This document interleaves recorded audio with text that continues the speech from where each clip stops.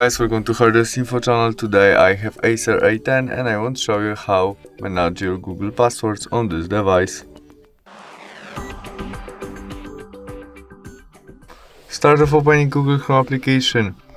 In it, tap on three dots on the right corner and there scroll to the settings option, where we have Google Password Manager and there we have password which our device remember, maybe to our Facebook account. We can click there.